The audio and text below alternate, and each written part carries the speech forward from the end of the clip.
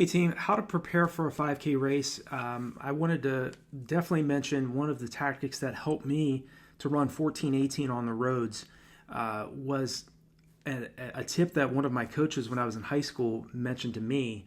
And he said, don't try to win the 5K in the first mile. Don't try to make your move until after you get past the first mile in the race. And it's so easy, especially in the 5K, to go out way too fast and really struggle in the last few kilometers or the last couple miles of the race. So one of the strategies that helped me out the most was not getting so hyped up in the first mile of the race. I always waited until I got past that point, and then in my mind, I said to myself, okay, I'm going to make this an all-out 2.1 mile race. Sometimes that takes the stress off of, in terms of psychologically, that it's only a 2.1 mile race. You definitely want to get out fast. My collegiate coach, Jack Hazen, told us, you can practically sprint all out for 200 meters and not build up any lactic acid. So you can get out very aggressive in the first 200 meters, but definitely settle back into your pace and really start focusing on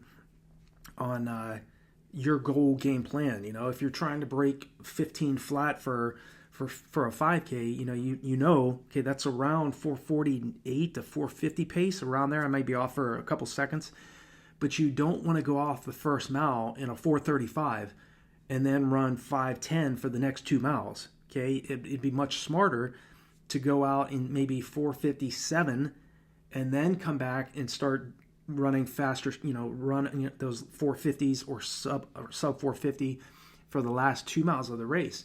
And obviously it feels much better to be passing people in the latter stages of your race rather than being passed when it's just a matter of running more efficiently in the race, making sure that you're paying attention to your energy expenditure and not redlining too early in the race. And also in terms of how to prepare for a 5K race, I think it's also important to always think, can I get better results by training for a longer period of time rather than a shorter period of time?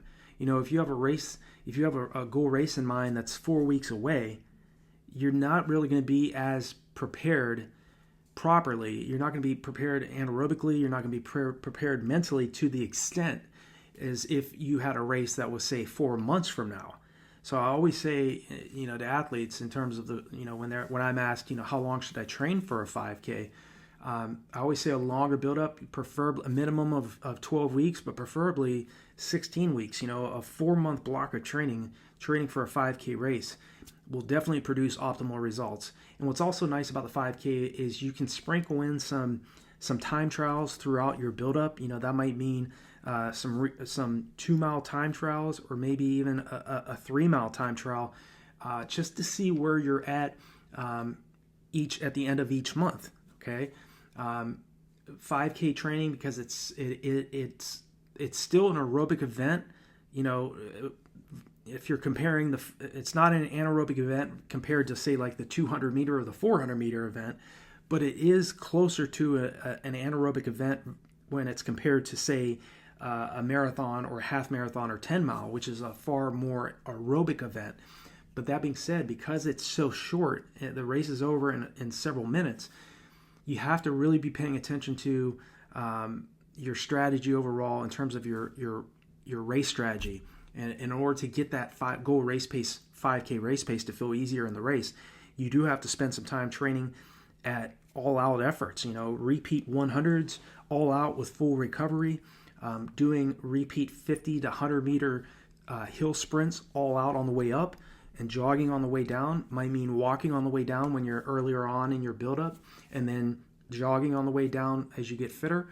It's always important to know that, and being patient with yourself, because early on in your training, as you guys and gals know, you're not going to be hitting fast splits on the track or on the roads. It just does not happen that way. But as you get fitter, your splits are going to get faster, but you also want to make sure that you're providing much less recovery in between each one of your intervals on the track, or if you're doing them on the roads. If you're doing, I like getting on the road sometime too, and just doing like repeat 800s on the roads, but minimizing the amount of recovery in between each one of my reps. So if I'm doing and I'm very fit, when I'm at my fittest, if I'm doing, say, repeat 800s on the road in 2 minutes and 20 seconds, my goal is to get my recovery down to around 45 seconds of recovery in between each one of those hard efforts. Okay, but earlier on in my build-up, when I'm not very, anaerobically fit, I might be doing those 800s at, say, 240, very relaxed, 520-mile pace.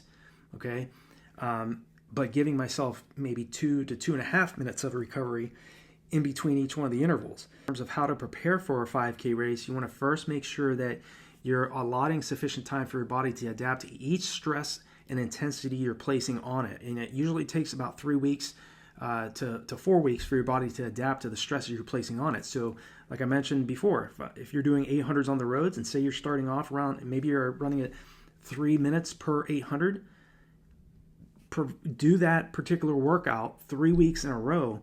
And I promise you, in about 3 weeks to about a month later, that 3-minute 800 is not going to feel it's not going to feel that intense anymore. Your heart rate is going to be much lower, running at even faster splits for those 800s. You're going to be your body's ability to remove lactic acid more effectively is also going to be drastically improved over that amount of time. So again, as we get fitter, the goal is to run faster splits and much less recovery, because again, we're not going to get any recovery in a 5K race. Also, as I mentioned in other videos too, it is very important to still run longer than your goal race pace or longer than your goal race distance. So if you can get that long run out to around 9 to 10 miles, you're running 3 times the distance of your race. Think about how much stronger you're going to be in the race running an all-out 5K effort if you've done 15K to 18 kilometers or 16 kilometers in training, and you've done that on a consistent basis. And I talk about too, in terms of how to prepare for a 5K race, you also want to make sure that you don't run slow and easy every weekend for those long runs. It applies whether you're training for a mile or a 1500, or you're training for a 10 mile or half marathon or marathon. You want to get beyond just running slow all the time on your long runs.